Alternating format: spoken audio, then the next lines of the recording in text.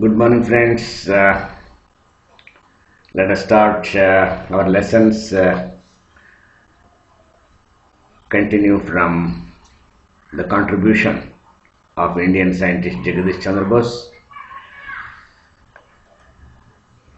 The semiconductor diode CFITS constructed a current rectifier using selenium in United States of America circa 1886.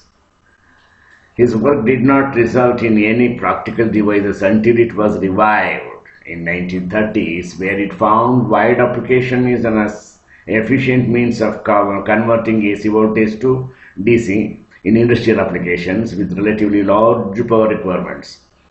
An 8-plate 160 volts to 450 milliamperes federal brand of selenium rectifier, typical structure of selenium rectifier.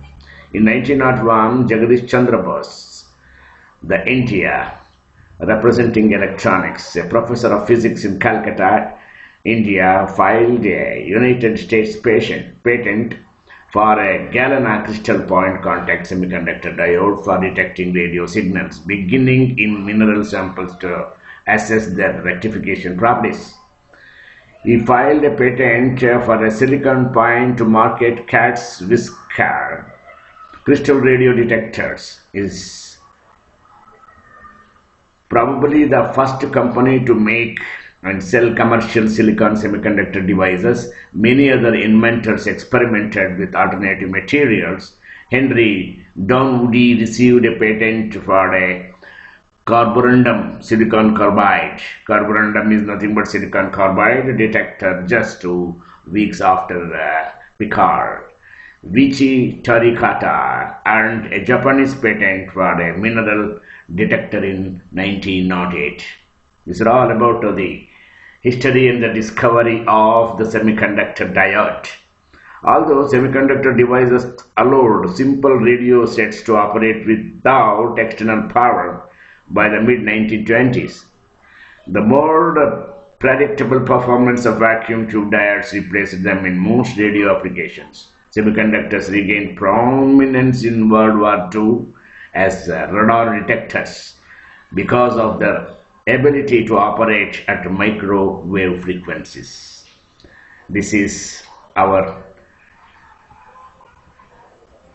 great scientist Jagadish Chandra Bose from Calcutta, India, and his work regarding the semiconductor diode junction, electrode alloy for tin and cadmium, cadmium selenide, and selenium drill hole. This is the construction of semiconductor diode.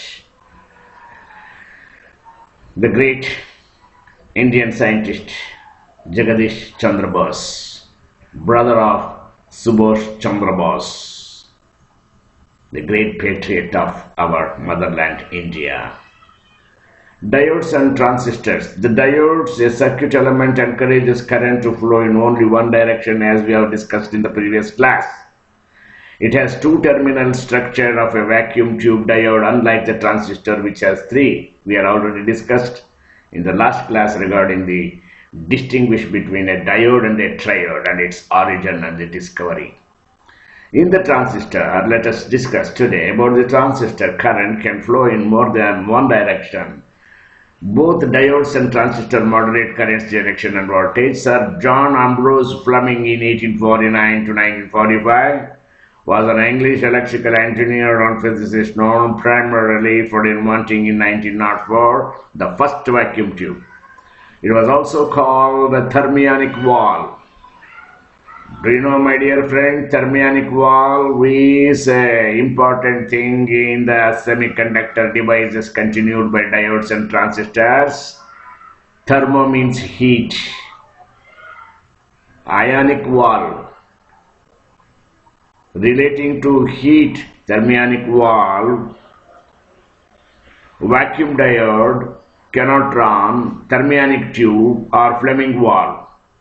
It can be termed by different terminology. For thermionic valve, vacuum diode cannot run thermionic tube or Fleming valve. You can remember any one of them, no problem. Fleming made numerous contributions not only to electronics but also to the photometry, electric measurements and wireless telegraphy. He became a consultant to Edison Electric Light Company and a popular teacher at University College. He was knighted in 1929 for the many advances he had made in electrical and electronic engineering. Fleming was the author of more than 100 scientific papers and books, including the influential The Alternative Current Transformer in 1889, The Principles of Electric Wave Telegraphy in 1996, The Propagation of Electric Currents in Telephone and Telegraph Conductors in 1911, and Memoirs of Scientific Life in 1934. So diodes and triode transistors continued by Fleming vacuum tube was based on the effect of Thomas Alva Edison, discovered in 1880s, and had not put to useful work at that time, at that moment. One of the Edison's inventors, William Joseph Hammer, 1858 to 1934, working in Thomas Edison's laboratory, noted the rectifier effect when he added another electrode to a heated filament light bulb. Hammer was in charge of testing early light globes in 1880 to 81 and noted a blue glow around the positive pole in a vacuum bulb and a blackening of the wire and the bulb at the negative pole. This unknown phenomena was first called Hammer's phantom shadow. This is the history and the discovery of the Edison effect. But when Edison patented the bulb in 1883, it became known as Edison effect. Thomas Alva Edison, the great scientist. His contributions are many. The Fleming's vacuum tube essentially consisted of an incandescent light bulb with an extra electrode inside. When the bulb's filament is heated white hot, electrons are boiled off its surface and into vacuum inside the bulb. If the extra electrode, also called a plate or anode, is made more positive than the hot filament, a direct current flows through the vacuum, and since the extra electrode is cold and the filament is hot, this current can only flow from the filament to the electrode, not the other way. So, AC signals can be converted into DC. Alternative current signals can be converted into direct current signals. This is Thomas Alva Edison, great scientist in those days, and it is his first filament. The Edison effect was the name given to the phenomenon the Edison observed. Thomas Alva Edison observed 1875 and refined later in 1883 while he was trying to improve his new incandescent lamp. The effect was that in the vacuum electrons flow from a heated filament like an incandescent lamp filament to cooler metal plate. This is the circuit diagram with respect to Edison effect.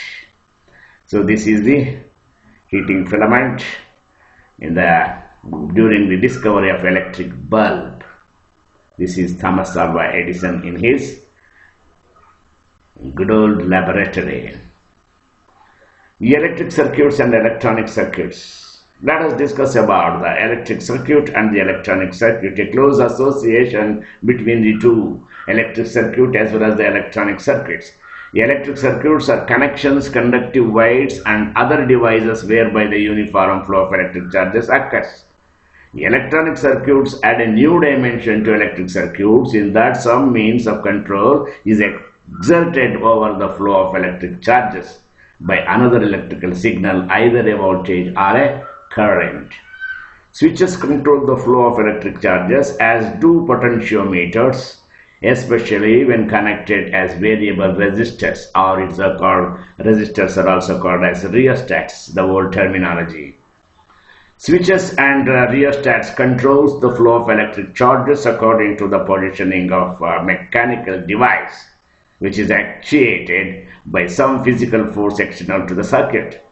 In electronics, however, we are dealing with special devices able to control the flow of electric charges according to another flow of electric charges or by the application of static voltage. In other words, in an electric circuit, electricity is able